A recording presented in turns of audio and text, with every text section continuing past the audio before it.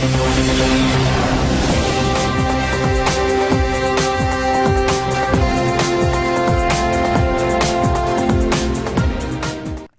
everyone, I'm Dayan Brewer. And I'm Emily Manis. Coming up on today's show, a missing piece of the puzzle about Black students first enrolling at UL has been found, and more homeless are now shivering on local sidewalks at night while shelters look for volunteers. A Confederate statue has escaped eviction in the city. So is time finally up for General Mouton? Repair or replace? That's a question the owners of broken computers and smartphones face. We have some answers.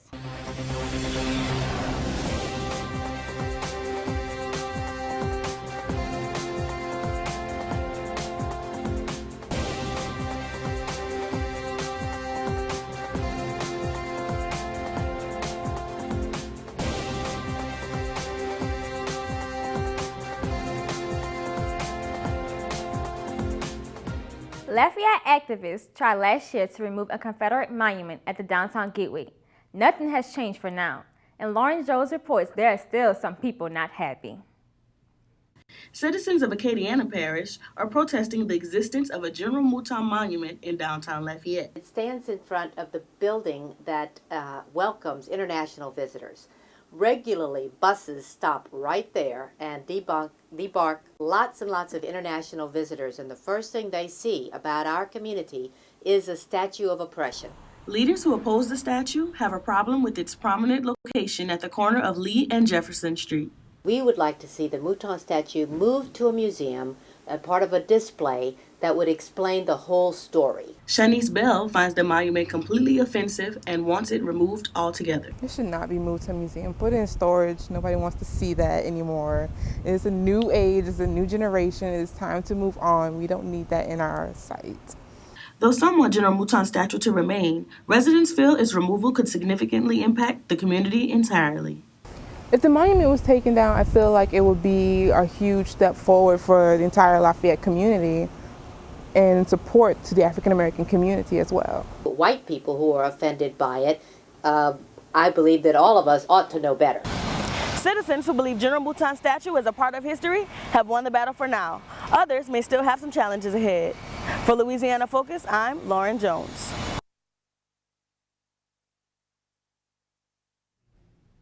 UL Lafayette has erected 4 pillars on campus to mark highlights in university history. The problem is most students have no clue about their meaning. Benjamin Butler reports. Hundreds of students have passed by the Pillars of Progress, and yet some don't know what it's about. No, I've never heard of the Pillars of Progress. The Pillars of Progress, which honors the first 4 Black students to integrate at the university, is supposed to inspire students by reminding them of UL's past, according to Black Faculty and Staff President Reuben Henderson. The Pillars of Progress monument was put into place to serve as a reminder, to serve as inspiration and motivation to our African American students. However, Henderson says that the monument is no longer a big topic of discussion amongst students. Henderson feels that it's important to always remind students of the history and significance of the monument. It's important for us to just always remind them on how important and how significant it is, especially during the month of February, during Black History Month, when we remember and we recognize all of the African Americans throughout our history that have paved the way. The Pillars of Progress honors 4 students who had the courage to fight for equal rights in 1954 and the endurance to take it all the way to the Supreme Court. That's worth celebrating. For Louisiana Focus, I'm Benjamin Butler. Growing numbers in the homeless population are challenging downtown Lafayette citizens. The volunteers of outreach programs try to get those needing shelters to safety despite the weather. Andres Aguilar has the story. 2018 has given Lafayette quite the chilly start to the year, with the drastic changes from snow during January to the rising heat and raining weather more recently. The most affected by the weather are the homeless. However, public service programs like the Salvation Army and the St. Joseph Shelter for Men aim to give necessary supplies like food, clothes, and even a warm bed. It's almost natural that people come here. Right. Because they know we're here and we got our arms and our hands open to take anybody in. How you doing? All right. You want to eat? Faye Portier has been working with the Salvation Army for 6 years. He says that they make sure to provide as many opportunities for people to come eat and, if possible, rest comfortably during the winter.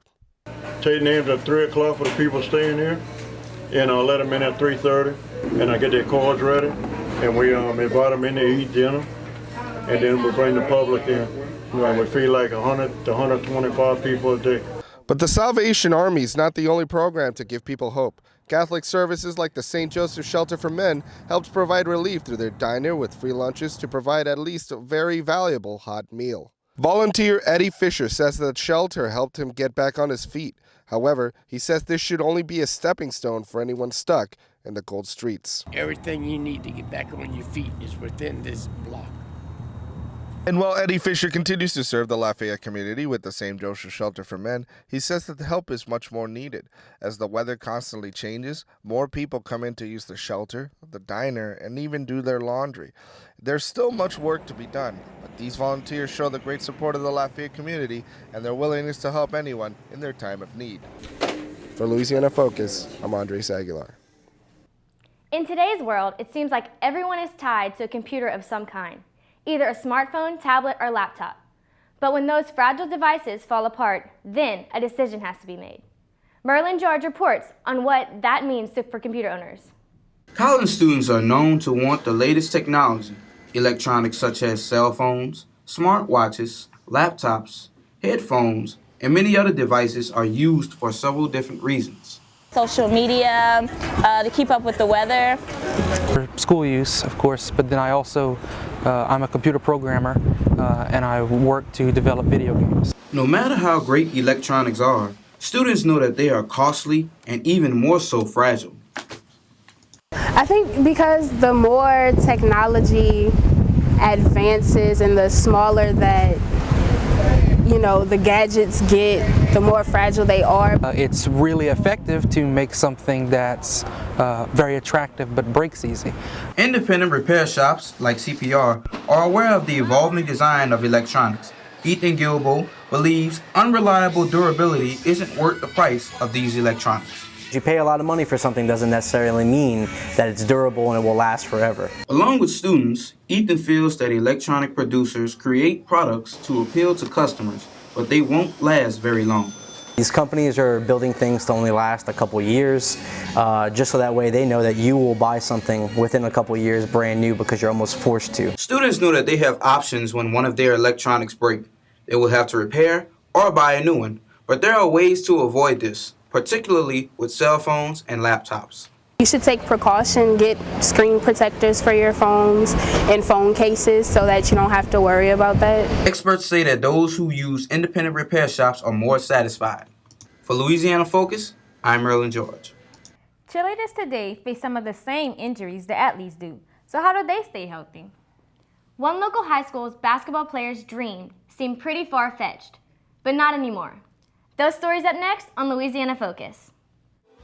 At the University of Louisiana at Lafayette, our Raging Cajun spirit goes beyond athletics.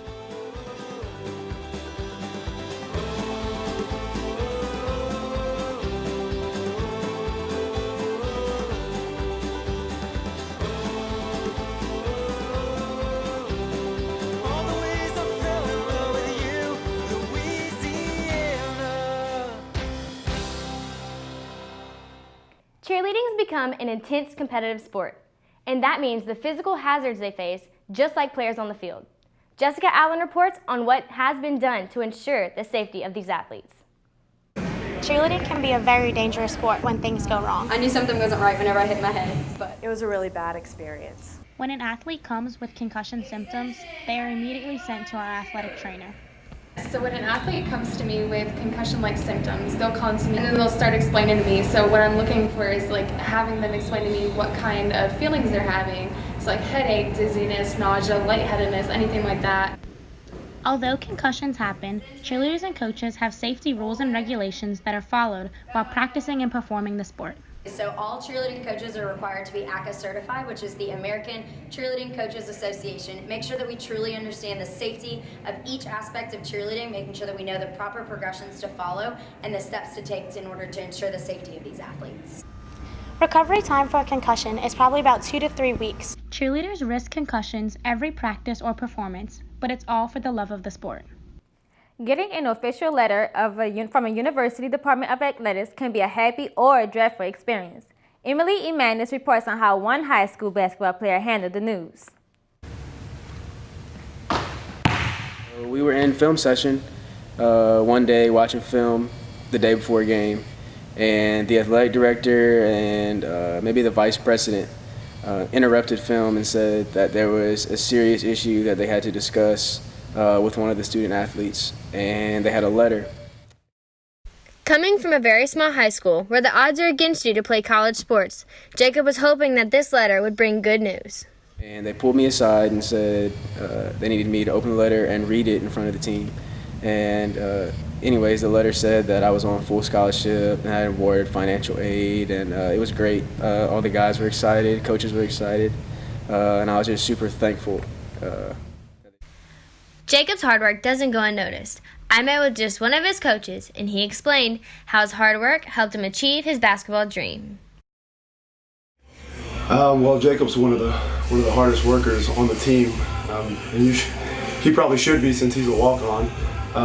But no, he's obviously he doesn't get a whole lot of playing time, but he's the happiest guy out there for all of his teammates. He's cheering them on. He's clapping just as much as anybody on the bench, and he's just one of those guys that you really want to have on your team, on any team. Jacob shows that with hard work and persistence, you can make any dream come true. For Louisiana Focus, I'm Emily Manis. That's all the time we have for Louisiana Focus. Our producer is Donovan Obert. And our director is Jasmine Tilley. And our faculty advisor is Dr. Bill Davey. I'm Emily Emanis. And I'm Dayon Brewer. We'll see you next week on Louisiana Focus.